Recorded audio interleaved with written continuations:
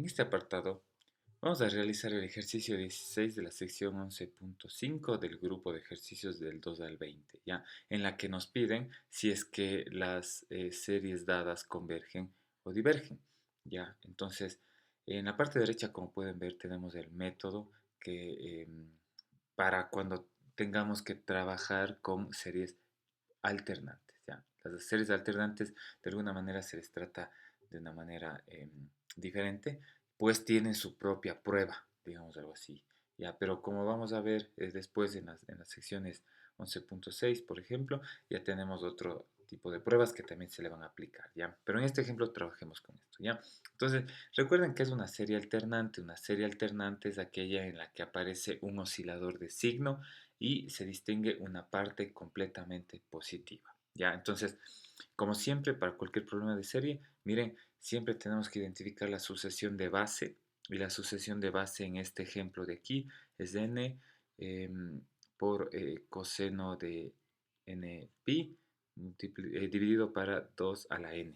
Miren, ya, esto es. Entonces, a simple vista, ya, a simple vista, no se puede ver que aquí hay un oscilador, pero justamente podemos hacer este detalle de aquí. Tenemos que identificar claramente cuál es el oscilador y también claramente cuál es la parte positiva B sub n, ya que el teorema de la serie alternante trabaja solo con la parte B sub n, ¿no es cierto? En la parte positiva de esta oscilación.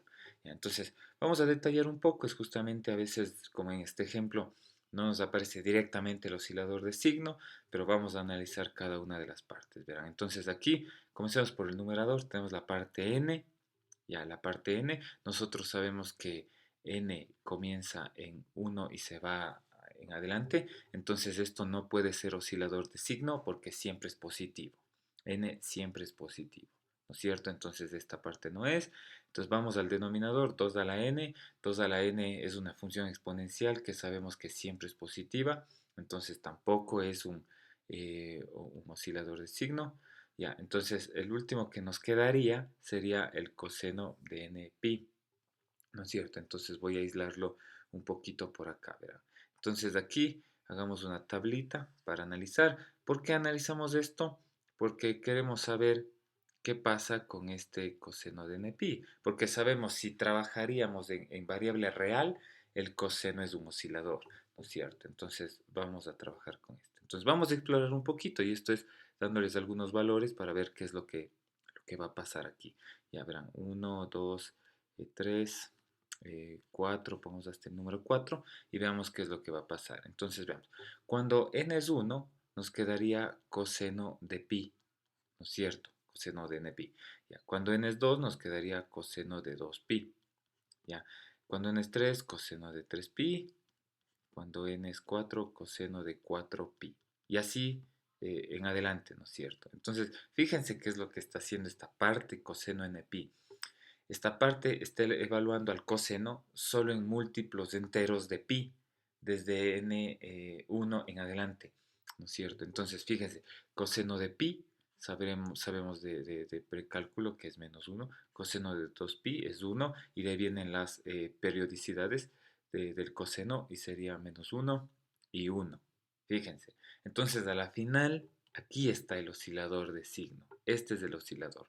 Entonces pongámosle una forma más explícita al oscilador, tratemos de reformular esto de aquí, y para mí esto sería -1 a la, ¿qué potencia creo yo aquí? A ver, cuando n es 1 la potencia es negativa, cuando n es 2 la potencia es positiva, si n es 3 sería negativo, n4 sería positivo, entonces yo creo que es -n a la 1. ¿Ya? En eso resulta el coseno de npi. ¿Ya? Entonces, si yo con esta información reescribo la sucesión base, entonces me quedaría n sobre 2 a la n multiplicado por -1 a la n. Miren, entonces es lo mismo, ¿no es cierto? Ya en términos reescritos de un oscilador. Entonces, fíjense, aquí está paso 2. Aquí está el oscilador de signos y pongámoslo en color rojo.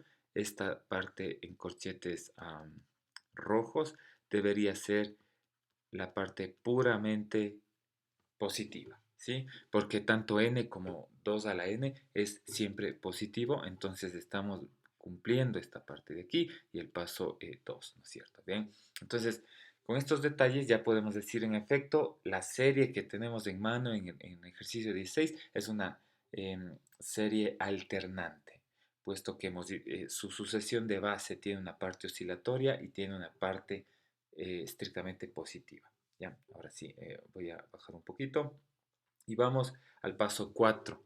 Miren el paso 4, voy así a cambiarle a naranja. Paso 4.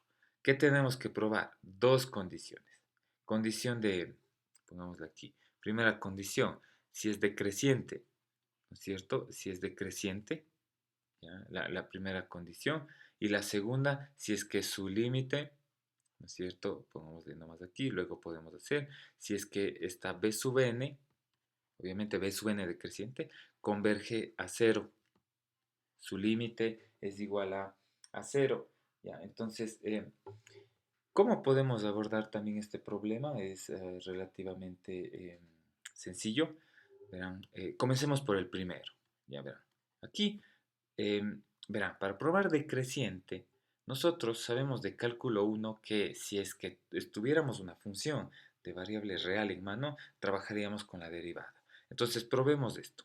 Probemos si es que el cambio en b sub n no nos produce ningún problema cuando hacemos con variable real.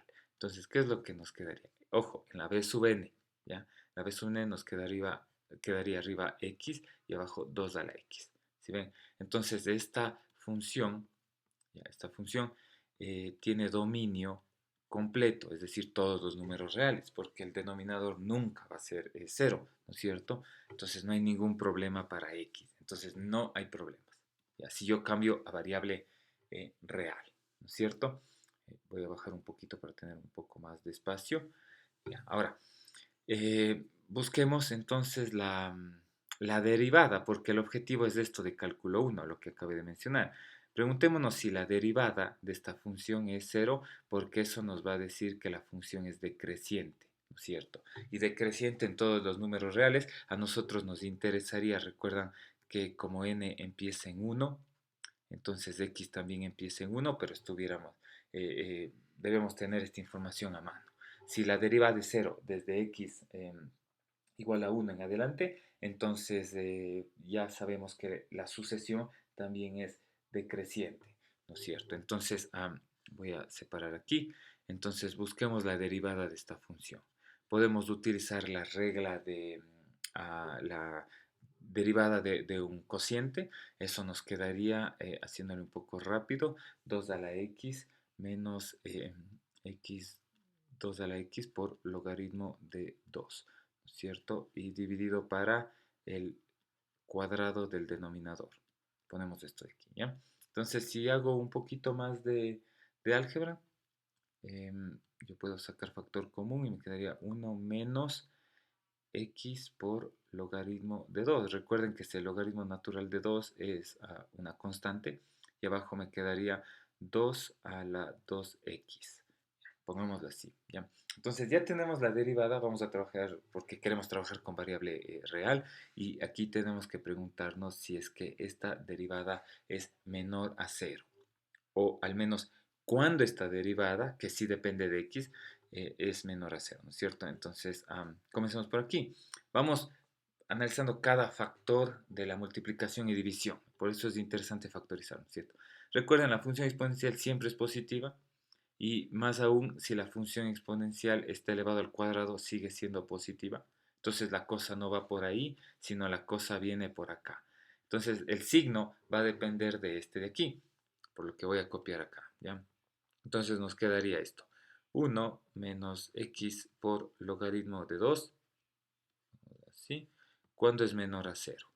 Ya, entonces aquí hagamos un poquito de álgebra y aquí nos quedaría que, haciéndole un poco más rápido, x por logaritmo de base 2 tiene que ser mayor a 1 y por tanto x tiene que ser mayor a 1 sobre logaritmo de 2, ¿cierto? Entonces, ¿qué es lo que sabemos nosotros? ¿Sí? Nosotros sabemos de que X, voy a recordar lo que ya le escribí acá y pongo en azul para distinguir. Recuerden que todo esto todavía son preguntas. ¿Sí ven? Entonces, aquí nosotros sabemos que X es mayor o igual a 1, ¿no es cierto? Entonces, de ley se cumple. ¿Sí ven? Entonces, aquí podríamos probar. Incluso, em, aquí podemos ver, tenemos dos condiciones. ¿Ya? 1 sobre el logaritmo de 2 es ya un número positivo. Entonces aquí también podemos ver que x comienza en 1, ¿no es cierto?, en adelante. Y podemos estar seguros de que esto sí se cumple, también se cumple. Y todo esto de acá también se cumple. Por tanto, todo este detalle de aquí me dice que sí es decreciente la función positiva. ¿Ya? Entonces, ya tenemos la primera condición. Ojo, voy a subir un poquito para marcarla aquí. ¿Ya? La primera condición se me cumplió. La primera condición, sí es decreciente. Ahora, vamos a la segunda condición. Veamos si es que esto converge a cero. Recuerde, es sin el oscilador. Entonces, para que n converja a cero, tengo que evaluar un límite, ¿no es cierto? Que sería de, aquí está el b sub n, ¿no es cierto? Que sería n sobre 2 a la n. ¿Ya? Y aquí nuevamente, fíjense aquí, si yo hago un reemplazo por separado, análisis por separado, podemos ver de que tanto el numerador como el denominador eh, explotan al infinito, ¿no es cierto? Entonces hay una forma indeterminada. ¿Ya? Entonces aquí nuevamente yo puedo hacer esto. Yo puedo hacer esto de que voy a utilizar la función, pero cambiado a variable real.